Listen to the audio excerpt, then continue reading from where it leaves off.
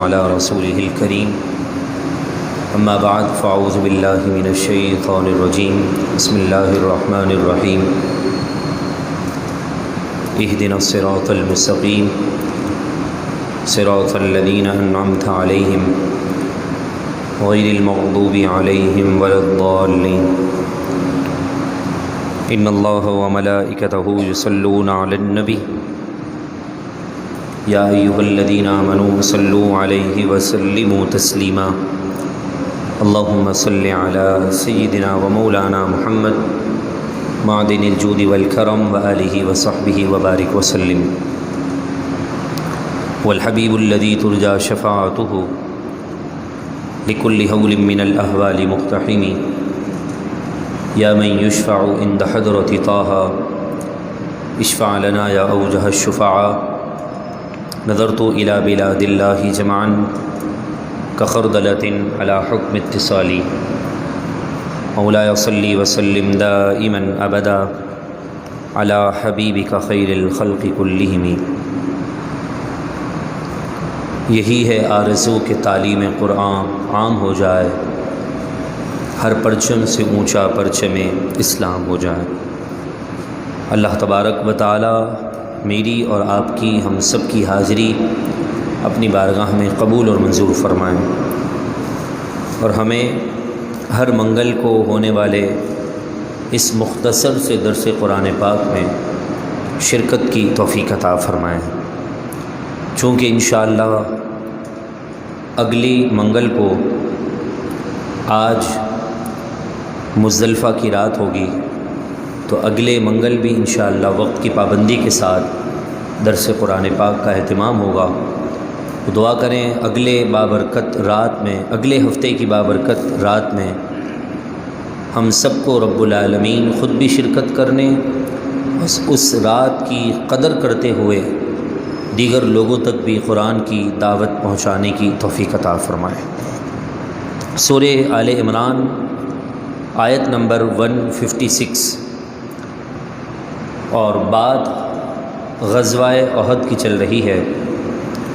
پچھلے درس میں ہم نے یہ سماعت کیا کہ منافقین اللہ تبارک و تعالی سے زمانہ جاہلیت جیسا گمان کرتے، اور وہ یہ سوچ رکھتے تھے کہ اگر انسان جہاد پر یا جنگ پر نہ جائے تو بچ جائے گا. تو قرآن نے جواب کے طور پر فرمایا کہ اگر انسان کا موت کا وقت قریب آ جائے تو جہاں بھی ہو موت اسے آ جاتی ہے اور اسی حالت میں وہ دنیا سے چلا جاتا ہے. اسی چیز کے مفہوم کو قرآن دوسرے انداز میں کافروں کی بات نقل کرتے ہوئے فرماتا ہے کہ وہ کافر، وہ منافق، وہ دین کے غدار، وہ دین کے دشمن مسلمانوں سے کہتے ہیں، اور اللہ تبارک و تعالی ایمان والوں سے ان جیسی گفتگو کرنے کا منع فرما رہا ہے. فرمایا یا ایھا الذین آمنوا، اے ایمان والو، لا تکونوا کالذین کفروا، ان کافروں کی طرح نہ ہونا، وقالوا، جنہوں نے کہا، لاخوانہم، اپنے بھائیوں کے متعلق، اذا ضربوا فی الارض، جب انہوں نے زمین میں سفر کیا، او کانوا غزاً، یا کسی لڑائی میں گئے اور لقمہ اجل بن گئے، یعنی موت آ گئی. لو کانوا عندنا ما ماتوا وما قتلوا، اگر ہمارے یہ بھائی ہمارے پاس ہوتے تو نہ مرتے اور نہ مارے جاتے. لیجعل اللہ ذلک حسرۃ، تاکہ اس لیے کہ اللہ تبارک و تعالی اس بات کو حسرت بنا دے، تعجب بنا دے، فی قلوبہم، کافروں کے دلوں میں، واللہ یحیی و یمیت، اور حسرت کی وجہ حقیقت یہی ہے کہ رب ہی زندگی دیتا ہے اور رب ہی موت دیتا ہے. واللہ بما تعملون بصیر، اور اللہ تبارک و تعالی تمہارے سب کاموں کو خوب دیکھ رہا ہے. قرآن مجید فرقان حمید نے ایمان والوں کو کافروں جیسا عمل کرنے سے منع کیا ہے کہ ان کی جیسی گفتگو تم نے نہیں کرنی.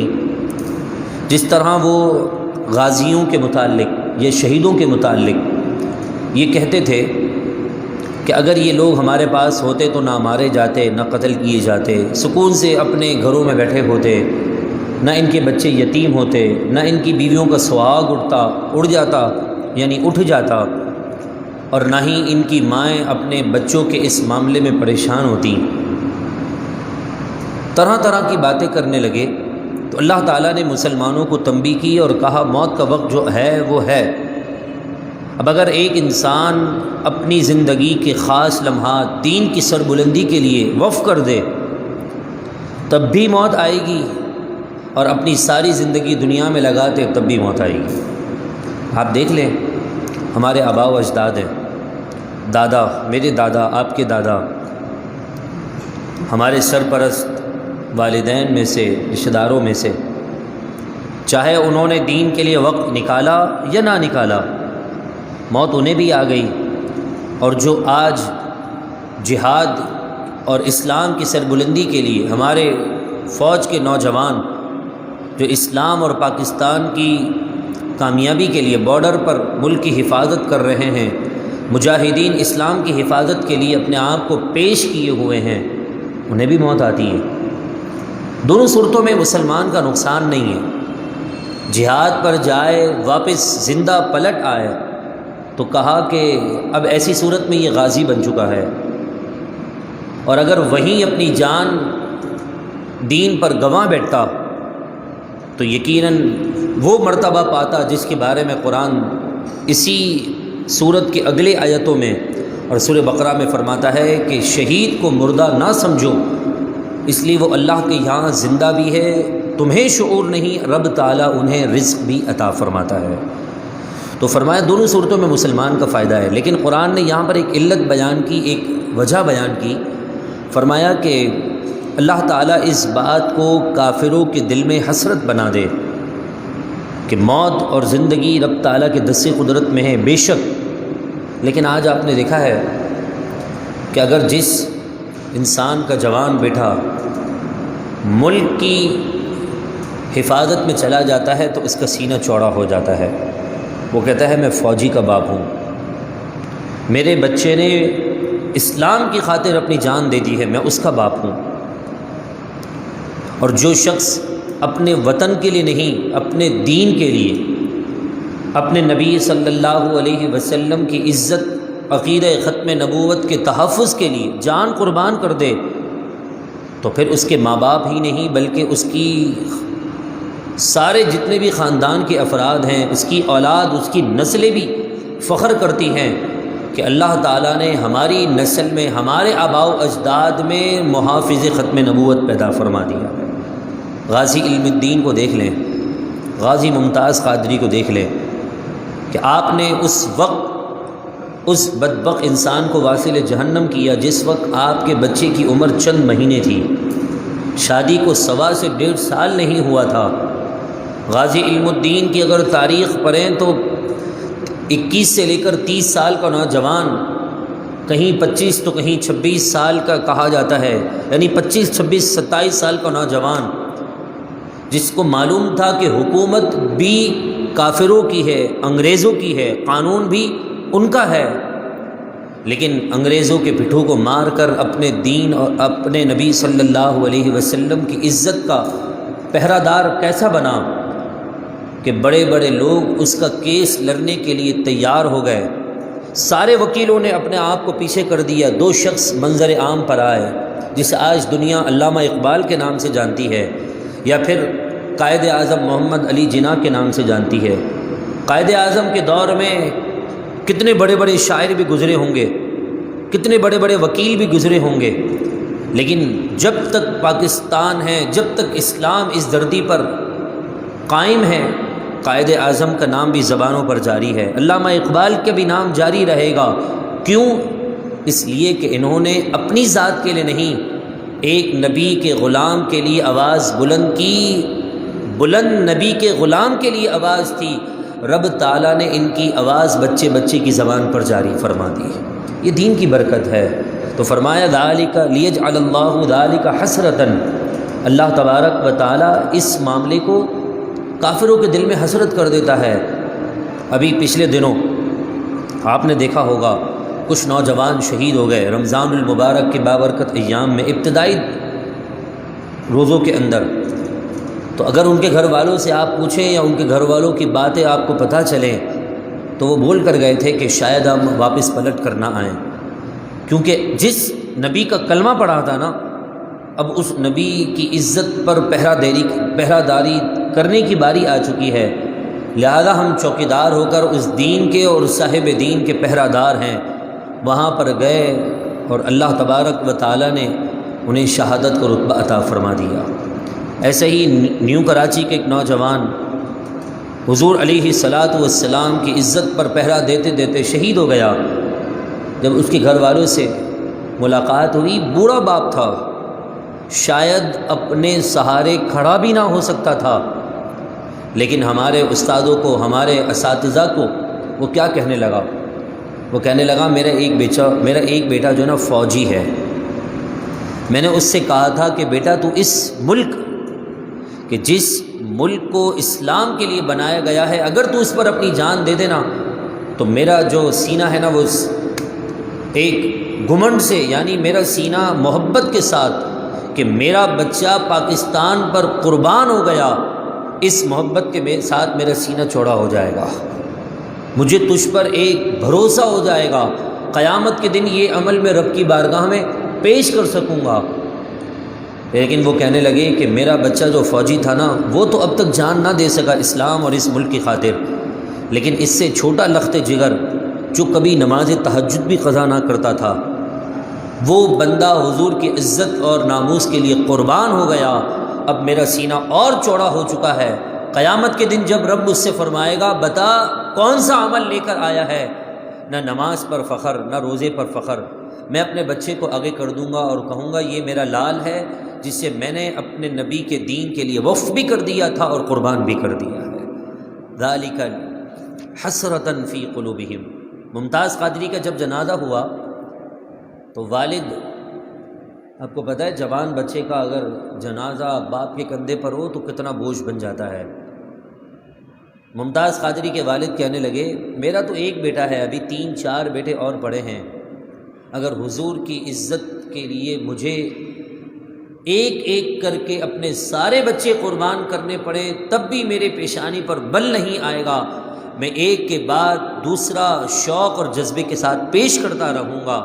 قیامت تک کے لیے اللہ نے اس عمل کو کافروں کے دل میں حسرت بنا دیا کہ یہ کیسے مسلمان ہیں، کیا کھا کر پیدا ہوئے ہیں، ان کی ماؤں نے انہیں کون سی لوڑی دی ہے کہ بات کرتے ہیں تو دین کی کرتے ہیں، اور جان دینے کی بات کرتے ہیں تو اسلام پر جان دینے کی بات کرتے ہیں، اور جان لینے کی بات کرتے ہیں تو دین کے دشمنوں سے جان لینے کی بات کرتے ہیں۔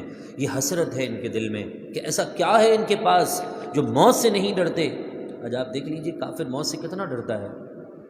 آج آپ جوڑیہ بازار کی طرف چلے جائیں جہاں پر اناج کا کام وغیرہ ہوتا ہے، کتنے ہندو ہیں اس فیلڈ کے اندر، اناج اور دال پانی وغیرہ کے اندر، لیکن بڑے بڑے ہندو ہیں لیکن ڈرتے ہیں۔ کم از کم اگر حکومت نے 6 فٹ فاصلہ رکھا ہے نا ڈسٹینس کا، وہ 12 ہوتے ہیں، 12 سے ہم سے اور اس سے دور رہو۔ اپنی موجودگی میں اپنے کسی بچے کو بھی قبول نہیں کرتے، کہا نہیں دوسرے روم میں بیٹھو جا کے۔ کیوں؟ اس لیے کہ انہیں موت سے ڈر لگتا ہے، اور مسلمان کو موت سے ڈر نہیں لگتا۔ کیوں؟ اس لیے کہ وہ یہ سوچتا ہے کہ جس نبی کا کلمہ پڑھائے نا قبر میں جا کر ان کا دیدار نصیب ہو جائے گا۔ ذالک حسرۃ فی قلوبہم۔ اور یہ منطق، یہ فلسفہ آج تک کافروں کو سمجھ میں نہیں آیا کہ سامنے سے موت آ رہی ہے اور وہ اسی کی طرف بھاگ رہے ہیں۔ آج سے چند سال پہلے جب اسلام پر حملہ ہوا، پاکستان پر حملہ ہوا، اس وقت کے غیور جو نوجوان تھے کس طرح انہوں نے اپنے آپ کو ٹینکوں کے نیچے لٹا دیا اور پھٹ گئے اور بتا دیا کہ اسلام پر مر مٹنے والے کل بھی تھے اور آج بھی دین پر مر مٹنے والے موجود ہیں۔ واللہ بما تعملون بصیر۔ اور اللہ تبارک و تعالیٰ تمہارے سب کاموں کو خوب دیکھ رہا ہے۔ وَلَئِن قُتِلْتُمْ فِي سَبِيلِ اللَّهِ۔ قرآن نے فلسفہ جہاد کا کیا بیان کیا، فرمایا وَلَئِن قُتِلْتُمْ فِي سَبِيلِ اللَّهِ، اگر تم اللہ کی راہ میں شہید کر دیے جاؤ، او متم، یا تمہیں طبعی موت آ جائے لیکن ہو مسلمان، حضور کے عاشق، حضور کا کلمہ پڑھنے والے، تو لمغفرۃ من اللہ، اللہ کی جانب سے ضرور مغفرت ہے، بخشش ہے، ورحمۃ، اور اس کی رحمت ہے، خیر مما یجمعون، اس دنیاوی دولت سے کئی گنا زیادہ بہتر جو وہ مال دنیا کے اندر جمع کر رہے ہیں۔ دین پر جان چلی جائے تو اس سے اور بڑھ کر کیا ہو سکتا ہے؟ عزت سے کیوں نہ مر جائیں، نام محمد پر یوں بھی کسی دن تو دنیا سے تو جانا ہے۔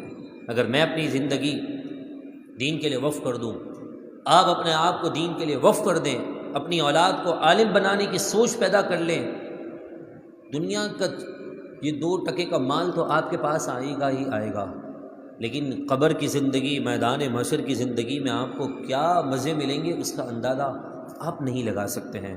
آگے فرمایا وَلَئِن مُتُّمْ، اور اگر تمہیں موت آ جائے، او قتلتم، یا تم قتل کر دیے جاؤ، شہید کر دیے جاؤ اللہ کی راہ میں، لَإِلَى اللَّهِ تُحْشَرُونَ، دونوں صورتوں میں بستر پر موت آئے یا تلوار کے سائے میں موت آئے، لَإِلَى اللَّهِ تُحْشَرُونَ، ضرور بالضرور تم سب اللہ کے حضور جمع کیے جاؤ گے۔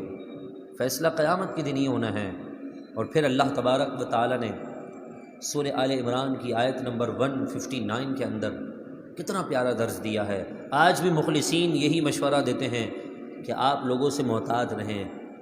ٹھیک ہے، ہر مسجد کے امام کی اپنی اپنی طبیعت ہوتی ہے، مگر میری طبیعت قرآن کی اس آیت پر ہے۔ فرمایا قرآن نے فَبِمَا رَحْمَةٍ مِّنَ اللَّهِ، کیسی ہی بے پناہ اللہ کی رحمت ہے، لنت لہم، پیارے حبیب آپ پر، کہ آپ اپنے ساتھیوں کے لیے، اپنے صحابیوں کے لیے نرم دل ہو گئے۔ وَلَوْ كُنْتَ فَظًّا غَلِيظَ الْقَلْبِ، اگر آپ سخت دل ہوتے، سخت مزاج ہوتے، لن فضوا من حولک، یہ صحابہ آپ کے ارد گرد جمع نہ ہوتے، آپ سے دور چلے جاتے۔ فاعف عنہم، ان کی غلطیوں کو معاف کیجیے، واستغفر لہم، اور ان کے لیے بخشش مانگے، وشاورہم فی الامر، اور اہم معاملات میں صحابہ سے مشورہ کیجیے۔ فاذا عزمت، پھر جب مشورے کے بعد کسی معاملے میں پختہ ارادہ کر لیں، فتوکل علی اللہ، تو اللہ پر بھروسہ کریں۔ ان اللہ یحب المتوکلین، بے شک اللہ تبارک و تعالی بھروسہ کرنے والوں کو پسند فرماتا ہے۔ 4 باتیں بیان ہوئیں۔ نرم دل مزاج، کبھی بھی انسان ناکام نہیں ہوتا ہے۔ حدیث میں فرمایا جو اللہ کے لیے عاجزی کرتا ہے، اللہ کے لیے جھکتا ہے، رفعہ اللہ، اللہ تبارک و تعالی اس کی درجات بلند فرما دیتا ہے۔ دوسری بات، سخت دل ہو جانا یہ گندی عادتوں میں سے ایک عادت ہے، اور سخت دل ہو جانا کسی کے بس کے باہر کی بات نہیں ہے۔ نرم مزاجی ہر کسی کے بس کی بات بھی نہیں۔ آپ کسی کے ساتھ اپنا تیور غلط رکھیں، آپ کے اختیار میں، لیکن کوئی آپ کے مزاج کے خلاف بات بھی کر دے اور آپ کے چہرے پر بل نہ آئے، یہ کمال کی بات ہے۔ آپ میرے لیے دعا کریں اللہ تعالیٰ مجھے بھی ایسا بنائے، اور ہم سب جتنے بھی دین کے وارث ہیں، دین سے محبت کرنے والے ہیں، دین کے خادم ہیں، قرآن کے خادم ہیں، اللہ تعالیٰ اس آیت کے عظیم پیغام سے ہم سب کو مالا مال فرمائے۔ فرمایا فاعف عنہم، آپ انہیں معاف کر دیں، واستغفر لہم، اور اللہ کے لیے، ان کے لیے، اور اللہ تبارک و تعالیٰ کے حضور ان کے لیے بخشش کی دعائیں مانگیں۔ تفسیر کی کتابوں کے اندر اس آیت کی تفسیر کے تحت کیا پیاری بات لکھی ہے۔ فرمایا آپ ان کے لیے، آپ انہیں معاف کر دیں اور ان کے لیے استغفار یعنی بخشش کی دعائیں مانگیں۔ تو کہا جب قرآن پیارے حبیب کو بخشش کی دعا مانگنے کا گویا وسیلہ کا کہہ رہا ہے کہ اللہ کے محبوب کے حضور اپنی دعائیں پیش کرو، وہ آگے پیش کر دے، کام آسان ہو جائے۔ جب قرآن خود حکم دے رہا ہے تو پھر وسیلے کو شرک کہنے والے کس درجے میں کھڑے ہیں؟ وسیلے کے طور پر دعا مانگنا شرک نہیں، عین اسلام ہے، عین توحید ہے کہ واستغفر لہم، قرآن نے فرمایا کہ آپ ان کے لیے مغفرت کی دعا مانگیں۔ جب قرآن اللہ کے محبوب سے فرما رہا ہے کہ آپ اپنے مسلمان غلاموں کے لیے بخشش کی دعا مانگیں، تو بخشش کی دعا اس کے لیے مانگی جاتی ہے نا جس کو طلب ہوتی ہے، وہ اس کو کہتا ہے بھائی میرے لیے دعا کر دینا۔ تو قرآن یہی فرما رہا ہے کہ امتی اپنے نبی کے حضور پیش ہو جائیں اور وہ ہاتھ بلند کر دے، سارے کام آسان ہو جاتے ہیں۔ وشاورہم فی الامر، سب سے اہم بات کہ دین کے معاملات میں ان سے مشورہ طلب کریں۔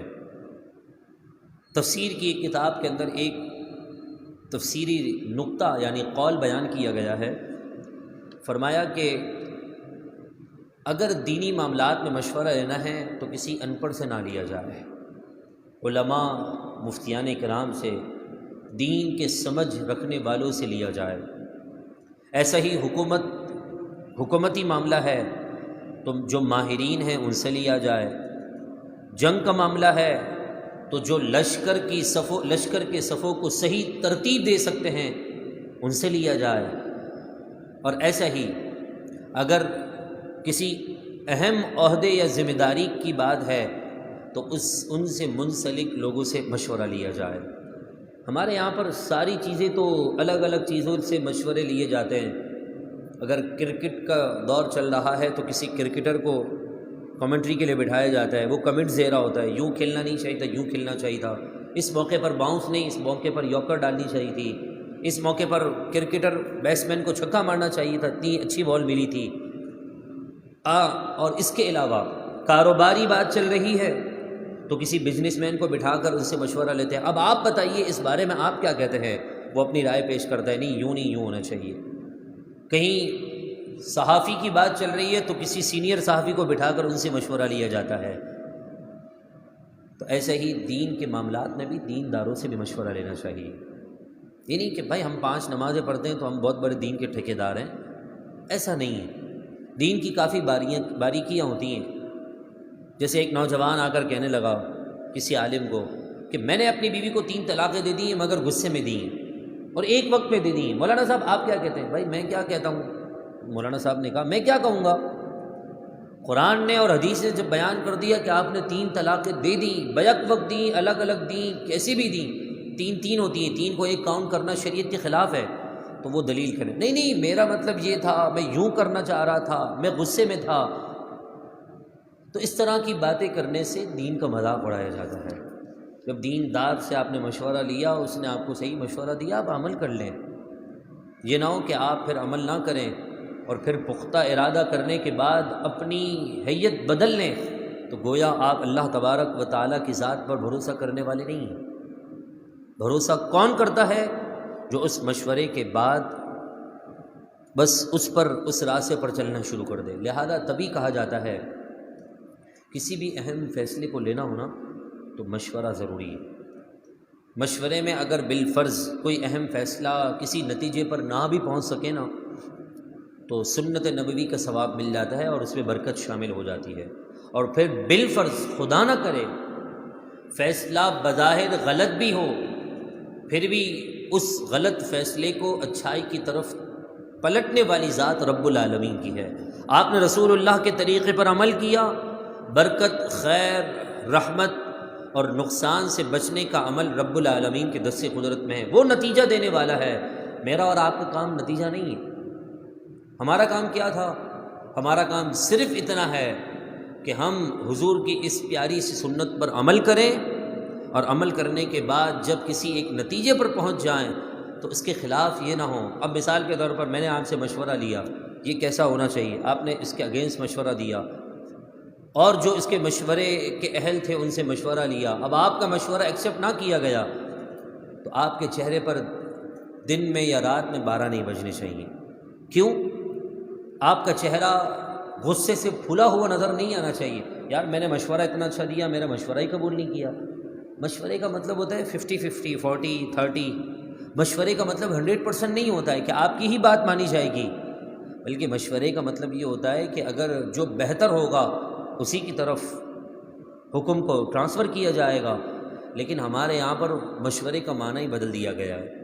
پہلے سے ساری چیزیں فکس ہوتی ہیں، بٹھاتے ہیں، جی آپ بتائیے، آپ بتائیے، آپ بتائیے، سب اپنا اپنا مشورہ دیتے ہیں، آخر میں اپنا فیصلہ ٹھوک دیتے ہیں۔ یہ اوپر سے لے کر نیچے تک سارے معاملات میں آج کل پاکستانی ایسا ہی ہو رہا ہے مشورہ تو خالی ایک وہاں پر بیٹھ کر جو ایک اجلاس ہوتا ہے، وہاں پر بیٹھ کر صرف اجلاس کا نام دیا جاتا ہے، لیکن فیصلہ اوپر سے آ چکا ہوتا ہے، کیونکہ پاکستان اسلام کے لیے بنا ہے نا، تو یہاں پر اسلامی قانون چلنے نہیں دیں گے۔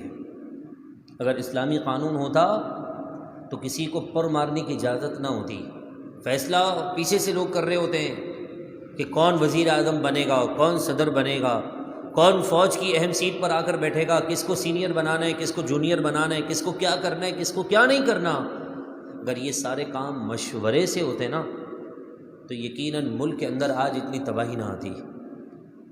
سارے ملکوں میں تباہی آ رہی ہے، لیکن جتنی تیزی کے ساتھ پاکستان میں آ رہی ہے نا، اس کی وجہ صرف اور صرف اسلام سے غداری ہے، کیونکہ سارے ملک اسلام کے نام پر نہیں بنے، کوئی قومیت کے نام پر بنا تو کوئی کسی اور جو ہے وہ مذہب کے نام پر بنا۔ یہ اگر مذہب کی کسی نام پر بنا ہے تو مذہب اسلام پر بنا ہے۔ یہاں پر اگر اسلام کی بات نہیں ہوگی، قانون قرآن کا نہیں چلے گا تو پھر بے برکتی آئے گی۔ اللہ تبارک و تعالی ہم سب کو اس مسئلے کو سمجھنے کی توفیق عطا فرمائے۔ اور جب مشورے کی بات چلی ہے تو ایک اور بات بھی بتاؤں، مشورہ ہمیشہ اہل داروں سے کرنا چاہیے، جو اس کے اہل ہوں۔ آپ سویپر سے، جھاڑو دینے والے سے، یا پھر پنچر بنانے والے سے، یا رکشے چلانے والے سے، کسی سے بھی مشورہ کریں گے تو مشورے میں جان نہیں ہوگی۔ مشورہ ہمیشہ انہی لوگوں سے کیا جائے جو اس معاملے کو سمجھتے ہوں۔ میاں بیوی میں جھگڑا ہو گیا، مشورہ آپ 4 دکان چھوڑ کر پنچر میں بیٹھا ہوا آدمی ہے، اس سے مشورہ لے رہے ہیں۔ چائے کی ہوٹل میں بیٹھنے والے پٹھان بھائی سے آپ مشورہ لیں گے کہ بھائی میاں بیوی کے درمیان لڑائی ہو گئی ہے، اب کیا کریں؟ تو وہ تو اپنے ہی فیصلے سنائیں گے، پھر آپ کا دماغ گھومتا رہے گا، کیا کریں کیا کریں کیا کریں۔ میاں بیوی کے درمیان لڑائی ہو گئی، خدا نہ کرے 2 گھر کے بڑے لوگوں کو بٹھائے، ان سے مشورہ کریں جنہوں نے اپنی زندگی کے تجربے دیکھے ہیں۔ اور اگر چلتے پھرتے آدمی سے مشورہ کیا تو پھر نتیجہ کیا ہوگا؟ بچے رلتے چلے جائیں گے، باپ دوسری شادی کر لے گا، ماں جو ہے دوسری شادی کر لے گی، بچوں کا نہ سر ہوگا نہ پیر ہوگا۔ تو مشورہ اگر غلط لوگوں سے ہوتا ہے تو پھر نتیجہ یہی نکلتا ہے، اور مشورہ اگر اچھے لوگوں سے ہو اور آپ سے کوئی مشورہ مانگے تو آپ کو آتا ہو، خاموش نہ بیٹھیں، یہ خیانت ہے۔ آگے قرآن مجید فرقان حمید نے اسی کے متعلق فرمایا، وقت ہمارے پاس بہت مختصر ہے، 4 سے 5 منٹ باقی ہیں۔ اگلی آیت میں اسی کے متعلق فرمایا کہ اگر آپ کو پتہ ہے اور جان بوجھ کر آپ نے چھپا دیا کہ یار میں کیوں جواب دوں بھائی، تو آپ خیانت کرنے والے ہیں۔ اور جس چیز کی انسان خیانت کرتا ہے، قیامت کے دن ہار کی شکل میں اس کے گلے میں ڈال دی جاتی ہے وہ بات۔ تو لہذا اگر آپ کو مشورے کا اس بارے میں علم ہے تو آپ کہہ دیں، آپ نے صرف مشورہ دینا ہے، نتیجہ تو اللہ تبارک و تعالیٰ نے دینا ہے نا۔ آگے قرآن کیا فرماتا ہے، ان ینصرکم اللہ، اگر اللہ تبارک و تعالیٰ تمہاری مدد کرے، فلا غالب لکم، تو تم پر کوئی غلبہ نہیں پا سکتا، وَإِن يَخْذُلْكُمْ، اور اگر وہ تمہیں بے سہارا چھوڑ دے، فَمَن ذَا الَّذِي يَنصُرُكُم مِّن بَعْدِهِ، تو رب کے بعد کون ہے جو تمہاری مدد کرے گا، وَعَلَى اللَّهِ فَلْيَتَوَكَّلِ الْمُؤْمِنُونَ، اور اللہ ہی پر مسلمانوں کو بھروسہ کرنا چاہیے۔ جب دین کے لیے نکلے ہیں تو اب قدم چاہے آپ سیدھا رکھیں کہ ٹیڑھا رکھیں، اسی کی ذات پر بھروسہ ہے، وہی فرشتوں کی جماعت کے ذریعے سے مدد کو اتارے گا۔ بدر میں دیکھیے چند تلواریں تھیں، احد میں دیکھیے چند تلواریں تھیں، کافروں کی تعداد مسلمانوں کی تعداد سے کئی گنا زیادہ تھی، لیکن بھروسہ اللہ کی ذات پر تھا۔ آج بھی پاکستان اور اسلام کے جتنے بھی دشمن ممالک ہیں، ان کی فوج کا اگر آپ دیکھ لیں تو ریشو کے اعتبار سے پاکستان کی فوج کچھ بھی نہیں ہے، لیکن جب بھی اسلام اور پاکستان پر حملہ ہوا، پاکستانی فوج نے اپنا کردار ادا کیا تو طاقت پر نہیں، رب کی ذات پر بھروسہ کرتے ہوئے، تب اللہ تعالیٰ نے فتح عطا فرمائی۔ قائد اعظم اور علامہ اقبال بھی چلے تھے تو اپنی قوت اور طاقت پر بھروسہ کر کے نہیں چلے تھے، بلکہ اللہ تبارک و تعالیٰ کی ذات پر بھروسہ کرتے ہوئے چلے۔ 1 سے 2، 2 سے 4، 4 سے 8، بنتے بنتے بنتے بنتے بنتے اتنا بڑا لشکر بن گیا کہ پھر انگریزوں کو بھی ہتھیار ڈالنے پڑے، اور اللہ نے مسلمانوں کو ایک آزاد مملکت اسلامی جمہوریہ پاکستان عطا فرما دیا تھا۔ تو انسان کا بھروسہ اللہ کی ذات پر ہوتا ہے، یعنی انسان سے مراد مسلمان۔ اور پھر فرمایا وما کان لنبی ان یغل، کسی نبی کی یہ شان نہیں کہ وہ خیانت کرے، ومن یغلل، اور جو شخص خیانت کرے، یأتی بما غل یوم القیامہ، تو وہ قیامت کے دن خیانت کی ہوئی چیز کو لے کر آئے گا۔ ثم توفی کل نفس ما کسبت، پھر ہر شخص کو اس کے عمل کا بدلہ دیا جائے گا۔ وہم لا یظلمون، اور ان پر ظلم نہ ہوگا۔ قیامت کے دن جیسا عمل ہوگا نا، اس کا انسان کو نتیجہ اپنی آنکھوں کے سامنے دیکھنا ہوگا۔ دعا کرتے ہیں اللہ تبارک و تعالیٰ سے کہ رب العالمین ہم سب کو آج کے درس کے اسباق سے خوب برکتیں حاصل کرنے کی توفیق عطا فرمائیں، اور رب العالمین ہمیں قربانی کے فلسفے کو سمجھنے کی توفیق عطا فرمائیں۔ انشاءاللہ العزیز اگلے منگل موسم نے اگر اجازت دی تو اگلے منگل کو انشاءاللہ فلسفہ قربانی کے متعلق اس اہم لمحات میں ہم مزدلفہ والی رات، کہ جس میں حاجی 10 ذی الحجہ کی رات کو مزدلفہ کا وقوف کرتے ہیں اور کیا ہی برکتیں ہوتی ہیں، حج کی باتیں بھی سماعت کریں گے اور پھر قربانی کے فلسفے کو بھی سماعت کریں گے۔ منگل کا دن بھی چھٹی کا دن ہے اور بدھ کا دن تو ویسے ہی عید کا دن ہے۔ میں آپ سے گزارش کروں گا ابھی سے آپ لوگوں کو دعوت دیں، اور قرآن اور حدیث کا نچوڑ فلسفہ قربانی اور حج کے ایام کے تذکروں کو سننے کے لیے اپنے گھر کی خواتین کے ساتھ ضرور تشریف لائیں۔ موسم نے اجازت دی تو انشاءاللہ ضرور اس نشست کو ہم لگائیں گے۔ اللہ تبارک و تعالی ہم سب کو قرآن کی محبت میں اول تا آخر ہر منگل کو شرکت کی توفیق عطا فرمائیں۔ گفتگو کے دوران کوئی بات، کوئی جملہ جس سے توبہ لازم ہو، رب کائنات معاف فرمائیں، میرا اور آپ کا حامی و ناصر ہو۔ وما علینا الا البلاغ المبین۔ سبحان ربک رب العزت عما یصفون، وسلام علی المرسلین والحمد